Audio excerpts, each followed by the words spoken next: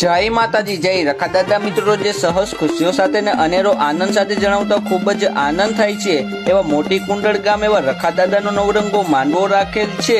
તારીખ 9/4/2025 ના રોજ રાખેલ છે. તો સર્વ મારી 99 નાઈટને ભાવભર્યું આમંત્રણ છે.